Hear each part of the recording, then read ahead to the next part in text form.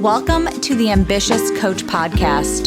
This is a place where driven, determined coaches learn how to get off the business growth struggle bus and learn how to build a wildly profitable online coaching business. I'm your host, Allison Henderson, corporate dropout to six-figure social media business coach. I'm going to show you how I've been able to create the business of my dreams organically, all through utilizing my social media platforms. So pull up a seat, take some notes, and get ready to see your life and bank account transform. Hello, and welcome back to the podcast. Happy February, everyone. I can't believe January is officially in the wraps. That flew by for me. I don't know about you. I will be coming out with an Allison's monthly review here over the weekend, so stay tuned for that. And if you aren't familiar with what that is, that's where I share my big takeaways from the month and just share with you what I've been up to. So stay tuned for that here in the next few days. Also, big favor. If you haven't already, please leave me a review or rating here on Apple or on Spotify, wherever you tune in to listen. These little acts of kindness can go such a long way for a new podcaster like me. So thank you, thank you, thank you. Okay, so let's get into today's episode. I interviewed my Instagram friend, Emily Porter. She has been in my social media Instagram world for, I'd probably say at least a couple years now. All right. I feel like I've known her forever. She is always so fun to chat with. And I wanted her to come on because I know a few of my clients have asked me more about podcasting over the last few months. And just since I've started my own podcast, I've had some DMs and some people have some fears and questions like, is it hard? What equipment do you use? How do you edit your podcast? What are those first steps? And just when is a good time to start a podcast?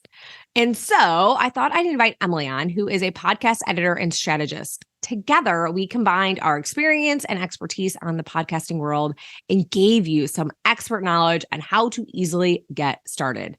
A little more info on Emily before we officially dive in. She helps women entrepreneurs get their message out into the world through the magic of video podcasting. And when not doing all things podcasting, Emily loves to spend time with her husband and three little boys. She is a diehard Buckeyes fan, loves Twizzlers and McDonald's Diet Coke. She's so cool. So she is super lucky to also live in the beautiful state of Hawaii. She is able to travel the world, all courtesy of the U.S. Army.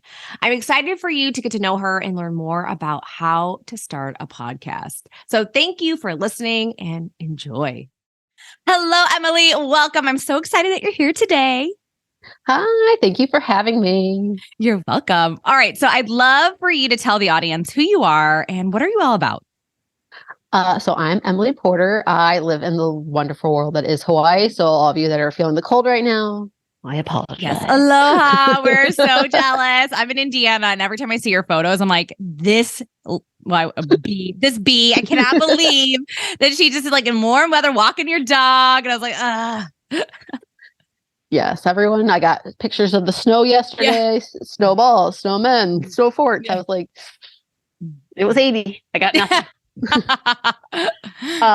But to the question, I do all things podcasting, video podcasting, and that kind of techie world. So that's what I do.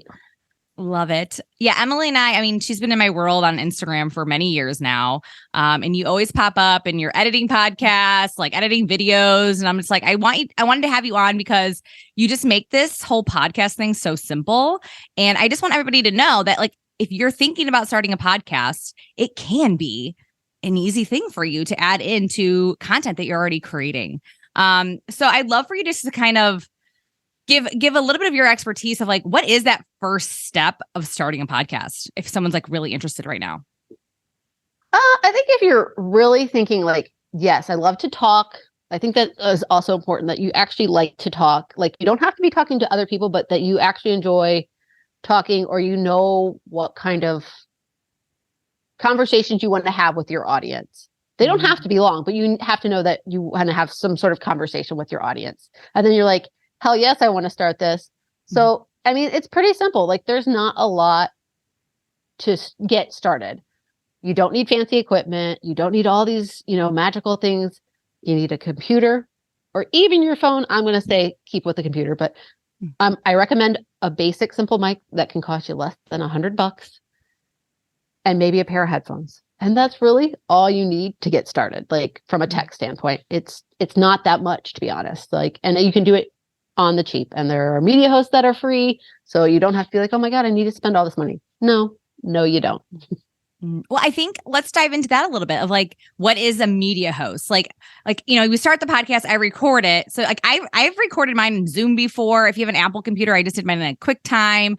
My husband's an audio guy. So like, of course he has all the fancy, like $1 million equipment. If I really wanted that, I honestly, I use a very simple microphone that he already had.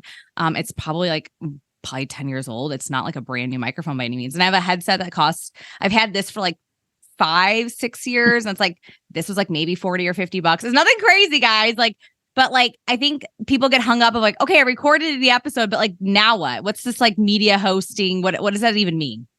Right. So you've recorded the episode and you've done all this and you're like, okay, now I want to get it on to Apple, Spotify, all those podcast players. And you're like, oh my God, do I have to do I have to put it onto all those platforms? How does this work? What does it do? That's where your media host comes in. And a media host is basically a hub where it gets distributed to all of the different podcast players that you can pretty much imagine. It's not just Apple and Spotify. It's your Amazons, your Pandoras, your Google. Google. Yeah, all of them. Like it's everything. You just have to do it. And so it's one place and you upload your episode, you put in your show descriptions, that kind of stuff. And you schedule it out to whenever it is that you want it to be released. And it does all the magic for you, all the hard work for you. Yeah. And I even look back because I have obviously a relatively new podcast. And so I can kind of speak from this. Like that was one of my biggest fears was like, is this going to be a lot of work for me to have to go on all of those sites and hit upload or whatever? And then obviously you do some research and oh, there's actual companies that do that all for you, and they're free. A lot of them are free. I use Kajabi just because that's where I host my courses. That's where people pay me, my websites, all that sort of stuff is I already pay for that. So if you have Kajabi and you're like, oh, I can literally just host a podcast on there. Yes, you can. But what are some if you can tell people what are some media host sites that you'd recommend? So my two favorite you do have to pay for, but they're relatively inexpensive. I personally love Buzzsprout. It's my favorite. It's very user-friendly, very intuitive. It pretty much walks you through what you need to, step by step. Okay, drop in my audio. And then it takes you to a new page where it's put in your title, put in your description, put in the episode number. It walks you through it step by step. And that one, I think usually is $18 a month, which isn't really crazy. The other big one that I usually love is Libsyn. Also, they've changed the format and it's very simple. It's gotten less heavy. It used to be you had to go to tab to tab to tab, and it was great from a podcaster standpoint, but it wasn't very just easy to do. Now they've made it so it's just all on one page, and you're like, hey, I've uploaded it. I've done it all. Yeah. And I think that's usually about $20. If for a basic, hey, I need about 4 hours of, maybe recording time a month. Yeah. I think that's something to note is you're paying for the amount of time that you're going to be utilizing from their platform. So because like I said, I remember looking those up being this is kind of confusing. What, how many episodes a month am I going to be putting out? How much time? So if you want to start with the free stuff and then see if you even need to actually buy, I think that's something to think about too. Yes. And if you're looking at, you're hey, I need free. Free is where I'm at right now. Anchor is very good. People will knock it, but it serves its purpose. It gets you there. It distributes to all the podcast players. And then if you're eventually I don't like this, the wonderful thing about Media Host is you're able to move it from one to another one. If you feel another media host is a better fit for you. The only down part of moving your podcast from media host to a media host is you lose all of your downloads information. That does not get transferred over. Interesting. And so okay, it's the one downfall of it. But if you want to start free and you need to move it, it's a great option. So there are plenty of options, and there are so many more out there. But those are three big ones that are very recognizable and have good credibility. Yeah, I was gonna say I've heard of all of those. Definitely, if you're starting a podcast, those are going to be the first ones that pop up when you go into Google and media hosts for your podcast. And I do recommend too, because this is what I did at the beginning. It was just I just started looking up some blog posts where people are like, what are the best host sites for your podcast?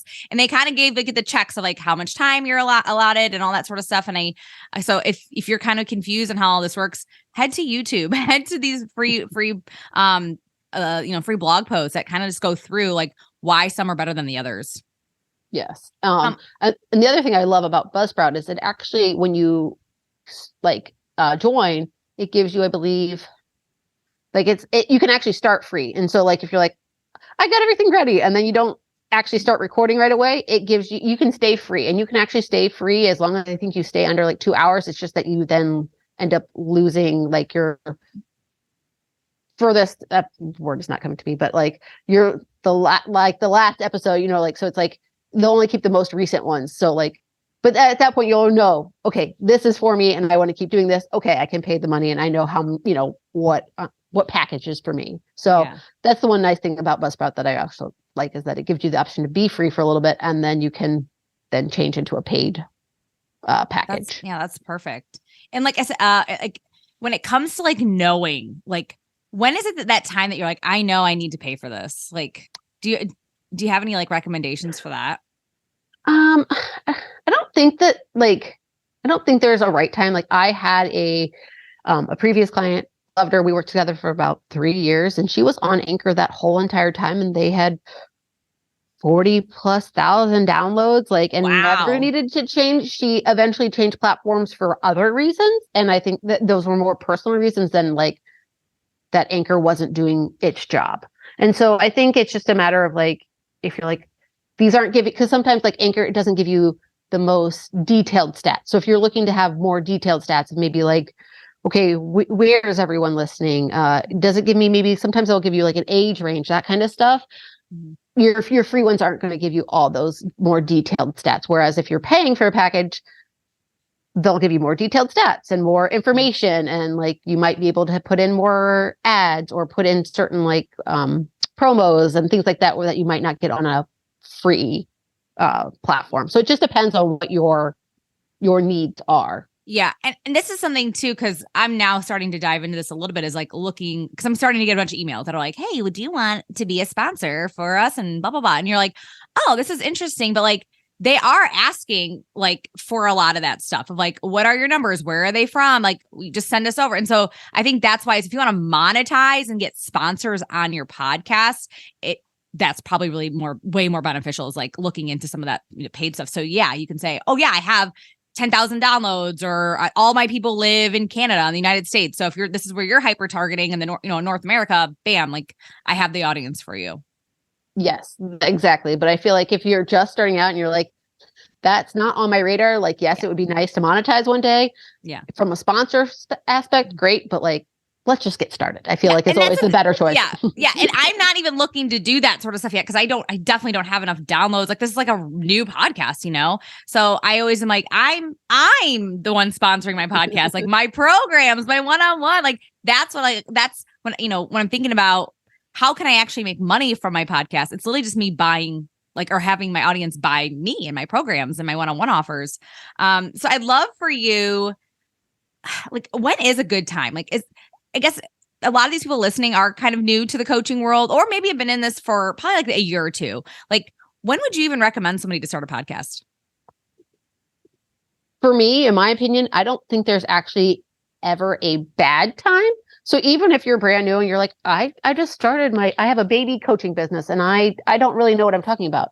Great. You still know more than whoever your ideal customer is. And so if you can start talking to that, and guess what? Then people might find you from sharing this podcast to, all your, you might end up getting actual clients from it. So I don't think there's ever a bad time to start. I think the sooner you do it, if you know that something that you really want to do, the better, because then you'll have it longer. It'll be more established as you grow, and people can see like, wow, she's been doing this for 2 years now. Like, and she really knows what she's talking about. Like, so why not? I think is more of the question. Yeah, you're right. Why not? Guys, just do it. So I guess when kind of going back to what I said earlier is like leads, like how do people actually make money off their podcast besides getting sponsors? Yes. I think everyone always thinks like, oh my God, the only way to monetize is like sponsors or affiliate marketing, which also that is a great way. The easiest way is to sell your stuff. Like, and I'm not saying you have to be like, here's a promo for my, my coaching or like my it product. Sounds like a commercial. Yeah. You don't have to. You do not have to do that. But if you're talking on a topic, like, you're a life coach and you're talking about a specific thing that's happening and you're like, and I can help you with this. Like, when I work one-on-one with clients, like, and then kind of go into it, people are going to start to realize, oh my God, like this is what she does. Like people don't always put the pieces together that like, just because you have a podcast that you have a coaching business or some sort of service or product. And so I'm like, unless you talk about it and make it so that it ties into their pain points or so they can understand like, oh my God, this is how she can help me do this.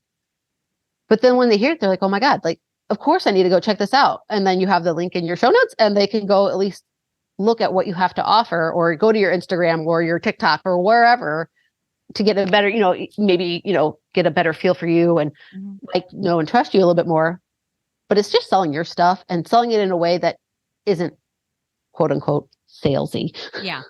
Well, I talk about my offers all the time. If you listen to any of my solo episodes, like I'm like, hey, if you're struggling with this, like the next step is to apply to work with me. Like I have no shame around it. I'm like, this is like, I'm on here sharing with you my strategy, my mindset tricks and all that sort of fun stuff. And if like you're struggling with that, or if you're stuck somewhere, then hey, like if you love me and you've been listening to my podcast, like that is the next step. So I have like no shame. I have no shame around that. I don't feel salesy around it because like I love what I do and I love my program. Like I love it. And like I think a lot of people just maybe it's just like I don't know, because if you ever listen to other people's podcasts, like I don't think it's weird at all when they're like, hey, just so you know, like if you love this podcast and you want to continue like learning more from me, like the next step is to apply or next step is to go here. Like I don't even think anything of it.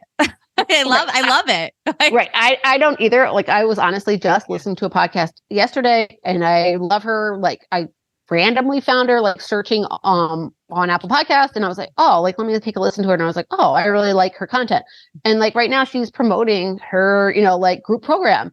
And it was the beginning of the thing. And I didn't think twice about it. Like if you just talk about it in a way that's like a conversation, like, hey, oh my God, like my program's coming out. Like if you've been struggling with X, Y, and Z, or you're wanting to you want to lose weight or whatever it is that you're trying to promote, like I don't think there's a bad way to do it unless you're just like, it's literally like a promotion. And even sometimes like I've had clients do full episodes on like, hey, I'm launching this next month. And they have a whole episode dedicated to like what that program is, what you'll get out of it, like, benefits you can see, all that stuff. Or maybe even share like if it's something that you've done before, like testimonials, because it's a great way to like share it, but in a natural conversation versus like, here's my sales page or here's an Instagram post where, you can read it, but it sometimes it's harder to actually feel that connection to that person. And so listening to it, you're like, oh, like this totally makes sense. And you can also hear the passion for whatever it is that they're talking about versus just like, here's a static image and some, so. I agree with you. I love listening to podcasts and I don't even think twice about it when someone's talking about their offers. Cause it's like, oh, this might be something. I love the podcast that she has or he has. Let me go check it out. Let me go see what they're all about. Or like a lot of times it's like, just book a free call and see if this is a great fit for you. Like, let's just talk about it. And so it's like, okay, why not? Let's just see. Like, and so I said, I don't even think twice, but I love it. I think it's great. And if like somebody's really interested in you and your podcast, there's a huge chance that they're probably really interested in working with you too. So I'd love for you to talk about like solo episodes versus interview episodes. I do a mix of both. Like I love my solo episodes, but I also love interviewing people like you. So what do you like your suggestions of like just starting out?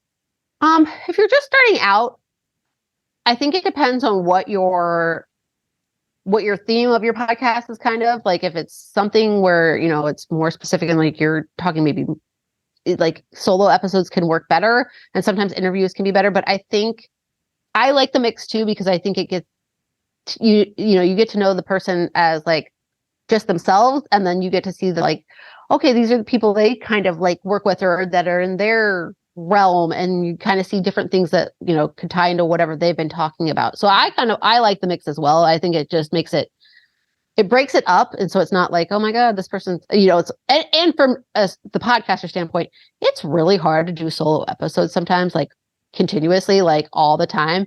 Whereas if you have guests, it's nice to have some interaction and conversation. And, you might have some questions that you're like, okay, this is what I want to ask. But I've seen it where it's like, oh, we're going to talk about this today. And it takes a left turn and you talk about something else completely, but it just makes sense. And that the audience is going to like appreciate whatever it is that you end up talking about. Absolutely. Like I've told you this before too. It's like, my audience is always going to take away exactly what they need from this, right? Like whether it be one sentence or just a piece of something. I like doing both. And like you said, it's like, I think it's like you get a chance to get to know me, my style of coaching, who I am. And then also like, I just know too, there's a lot of things I don't know about. And like, I want to have people like you come on to sit there and go, no, this is my expertise. This is what I'm really good at. I want to share that with your audience as well. Right. So yeah, the more that I do this, the more I'm just like, I know a lot, but there's still a lot I need to learn. And I love having people on to teach me new things too. Agreed. I listen to things and I'm like, oh, I never knew that. Like, I didn't know that. Like, yeah, I think it's, a great way to like share your expertise, but also get other people's expertise where people are like, oh, like I can tie these, both of these things make sense to me and I can use them both. So yeah, totally. Absolutely. So I know one of the biggest fears is, obviously we talked about the tech stuff. It's like, do I need to have like thousands of dollars worth of equipment? It's like, no. Okay. Big misconception. You don't need all the things. It just like, get the microphone, get the headset, get your computer ready to go. But like, this is the other fear is like, can I actually stay consistent with this? Like, I have this fear of like, I'll put out 5 episodes or 10 episodes and then I'm just going to get bored with it, or it's going to be hard to like, maybe I'm just not going to have enough time. Like, what is your take on that? I can definitely see it as a fear and I've definitely actually seen it. So it may have changed, but the last time I saw a stat, like they have a thing called like pod fade. And basically it's like people hit about like 7 episodes and they just kind of fade away. Because it is hard. Like it is hard to stay consistent. And I think people get very overeager and like, overly ambitious. And they're like, I'm going to put one out every week or twice a week. And then they start and realize, oh my God, like this is not sustainable because I have all these other pieces in my life as well. This isn't the only thing you're doing. So you have to build in the time for it. And then you have to also have the content because nobody wants to just put out fluff because no one's going to appreciate, someone just rambling or talking about nothing. And so it's like, you have to have good quality content.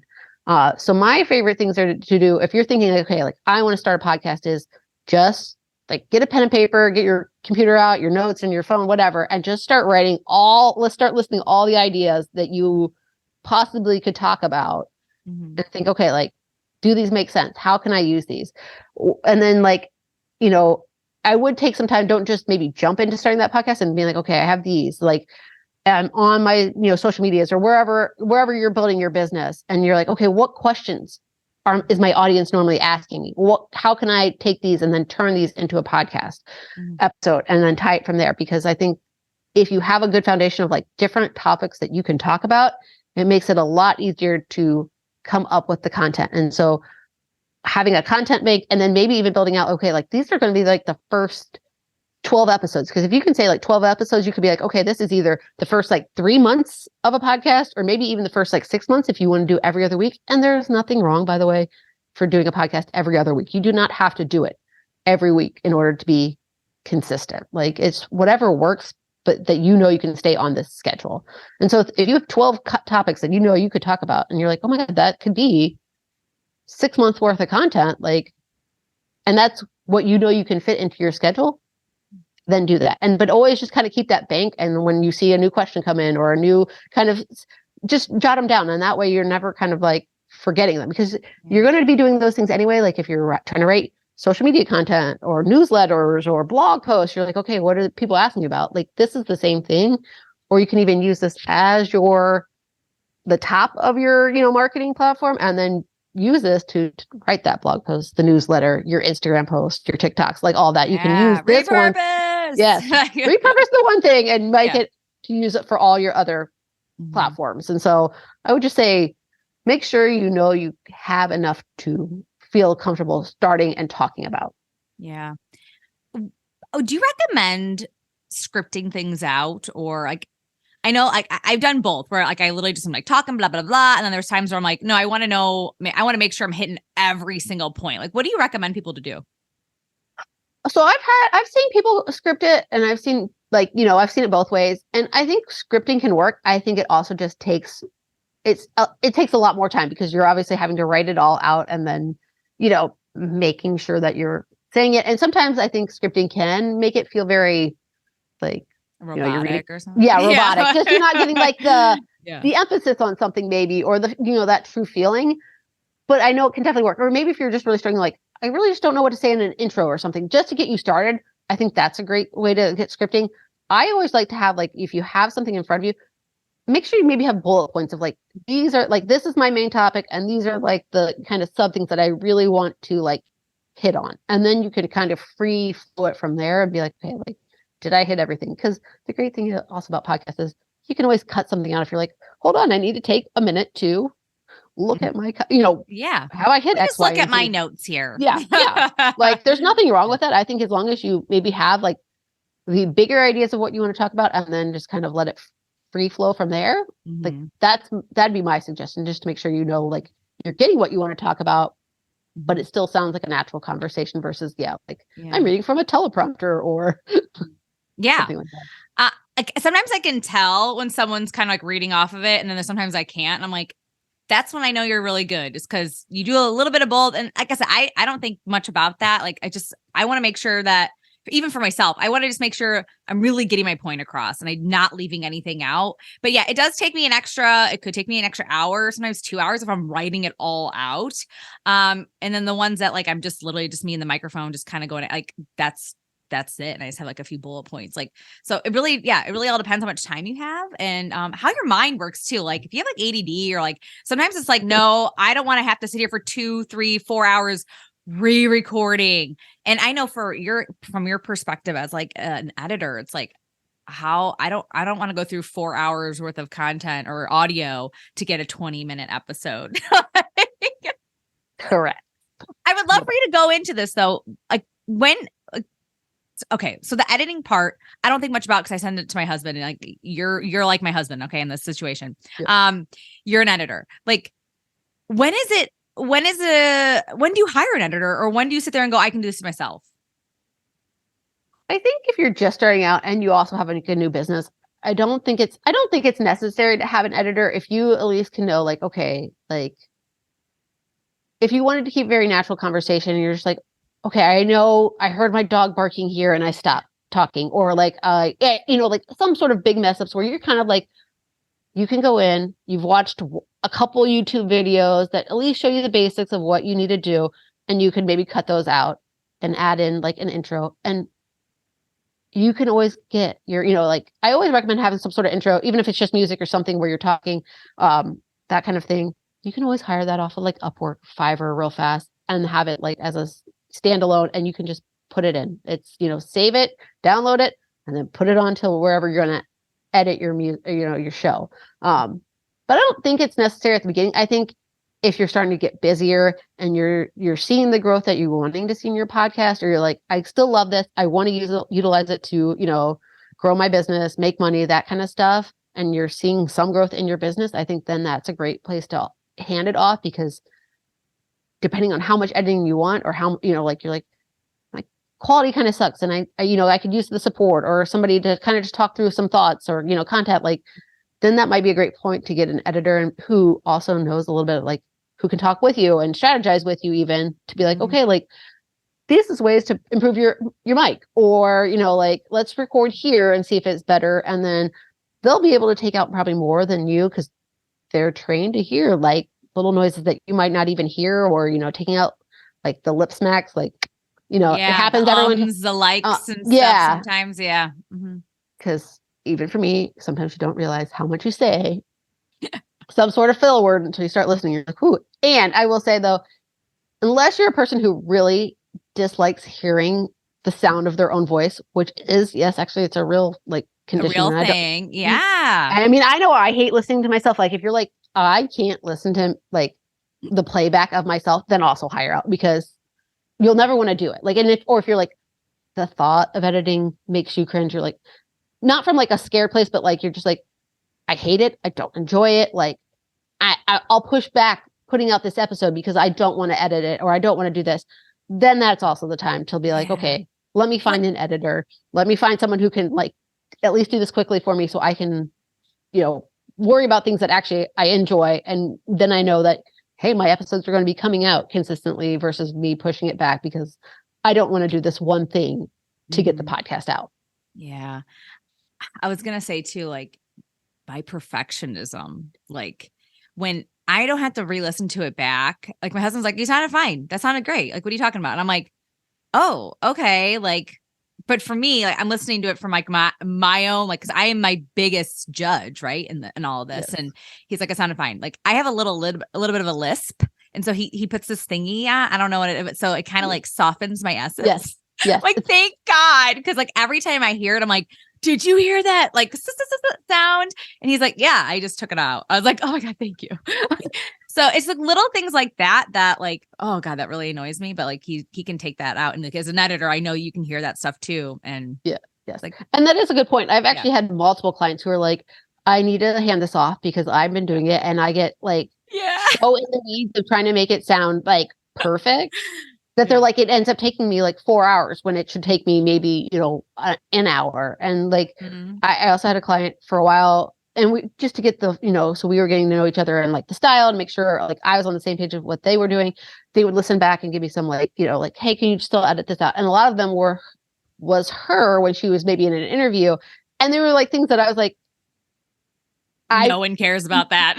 No one's going to care if you said this or like, it might've been a little like, sidetrack like of like something they were talking about and she quips, I'm like, your audience is actually probably going to actually appreciate you more for having that, but like and so they finally gave me free rating. So I've been still trying, but I'm like I probably even more than what she would, but she she's listening it to her as herself versus me who I'm like, and I don't know, like it's about teaching and like people resigning from teaching and all that kind of stuff. I'm like, I know nothing about like the really about the teaching realm. So like you can be talking about this, like, I don't know if that means something else. Like, and I mean, your audience might, but they're also going to be able to relate to you because they understand what you're talking about then. So sometimes, I think we get in our head so much that it also prevents us from. Yeah, we're human beings. Like, we're going to screw up on words. We're going to say, and like, and things every so often. Like, it's just a part of who we are. You know what I mean? So I'd love for you to tell people like what are some like options as far as editors that you would recommend at the beginning. If you're just starting out and you're like, I know I don't have the time for this, I don't want to do it. Again, Fiverr, Upwork, they're great. You can find people overseas. Or you, Emily. Or me. I'm not saying I would love to help you, but if you're like, I don't have a lot of money, or I, like I recorded it today. I really wanted to get it released in 24 hours. I'm not going to be your girl because I asked for like a week turnaround time. But there are many places you can find them. You can pitch in Facebook groups and there are always going to be someone who, either knows somebody or is offering their services. And sometimes you'll even, if you're like, hey, I don't really have the money for this, but I really want it, to not be doing it. You can always try to like trade, that kind of stuff. So there's so many places that you can at least start at. If you're looking for more of an established podcast editor like me, happy to do it. Like we just, it's, you're going to get your noise leveling, your filters that will remove those S's, which is a de-esser, by the way. A de-esser. Love that. Who might know a little bit more in-depth things. And, like I write show notes for all of my clients. So that way they don't have to worry about it. And we upload to your media host. And so it's just a matter, I think, of what you're looking for, like what your needs are specifically, what your budget looks like, and those kind of things. And like, what do you have time for? I mean, like, right. I know for a fact, like, I record it and I'm like, I have clients. I have things I have to do. Like, I don't want to have to spend, I don't know how much time he actually spends on like editing, like maybe 30 minutes, depending how long the episode is, but like, it's something that I just don't have time for. And I don't want to do it. If I'm being honest, I don't want to do it. Exactly. Like, and so like for you, like, okay, if your husband wasn't there, you'd probably be like, all right, let me go find someone who's in my budget and hand it off or make sure like that the sound I'm looking for is the sound they're giving me back. And, if it's good mesh, then you go with it. But yeah, I think, and there's price ranges for everyone. But yeah, if you're like, this is not in my wheelhouse, I don't have time for this, I hate it, offload it. And Yeah. like I said, there are lots of places you can go look for someone. Now, if somebody does want to do it on their own, I know like for Apple, like GarageBand is something popular. Like what else could you use?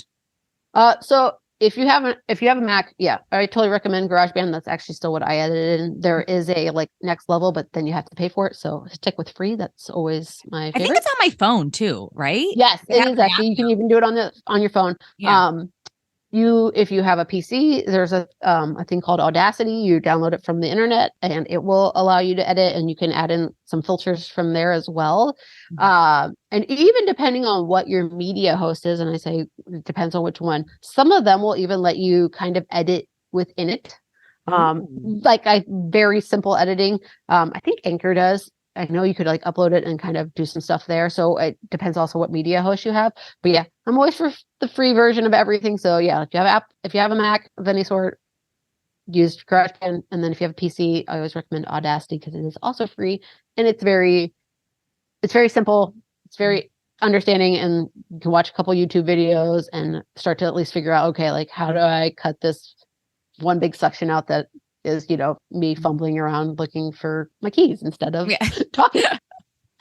I love it. Oh, well, thank you so much, Emily. Anything else like that you want to share? Some words of wisdom for the audience today? I think like we talked about in the beginning, I think if you're really, you're passionate about this and you just know like a podcast makes sense for you, don't let the fears of like, I don't know the tech, or I don't know this or this about it. It's really not that hard. And all you have to do is get started, and you'll start to realize like, oh, this is not as hard as I thought it would be. And you never know the heights that you might see with a podcast until you start it. So I think, just go for it. Yeah, for me, this is so fun and so exciting. I love talking to people like you. I get a lot of like text message, or not text, but DMs and stuff. I'm like, oh my God, you listen to my podcast? Thank you. So you'd be surprised of how many of like your warm, hot lead sort of people are tuning in every single week to hear what you have to say. So I love it. I think it's such another way for people to get to know me and to build that know, like, and trust factor. So I'm all about if you want to start a podcast, or you can just be on other people's podcasts, like it is such a great tool for you to get new leads, new clients, and more people to get to know you a lot more on that personal level. So I'm all about it. But thank you so much, Emily. Emily, tell people a little bit more about what you do, though. I want to make sure, because we talked a lot about podcasting today, but I want to make sure people are super clear about like really like what you can do for them. So I do everything from the podcast and video side. So like if you have your podcast, we will edit it, both the video and the audio version. We'll write those show notes for you, so they're going up to your media, so you can be seen on Apple, Spotify, all those places, and we'll create those like audiograms or a video clip for you for that episode, so you can use it for your social media. And we try to just make it very simple. So all you have to really do is record, and we take care of the rest. Amazing. Awesome. And then you also you can upload it to YouTube and all that stuff too, as well. Yes. Yeah. We can also do everything for YouTube as well. Just don't want to overwhelm people with like. Yeah. We don't need to also go to YouTube just yet, everyone. I love it. Well, thank you, Emily. And where can people find you? You can find me on Instagram. It's emily.s as in Suzanne.porter. Awesome. Thank you. All right, everyone, check her out. And if you are looking to start a podcast and you need some help, please contact Emily for all of your podcasting needs. Sounds just like everything all in one. So I love it. Thank you so much for being here, Emily. Thank you. Thank you for listening to the Ambitious Coach podcast today. A couple favors before you go. If you found this episode helpful, please take a screenshot and share it on Instagram. Most importantly, don't forget to tag me at Allison Henderson _coach. That's ALLISON Henderson_coach. And lastly, please take a minute to rate this episode and leave a raving review on Apple Podcasts, Spotify, or wherever you tune in to listen. Okay, ambition is great, but it's time to get to work. Take action and commit to being 1% better every day. Once again, thank you for tuning in, and I will see you again next week.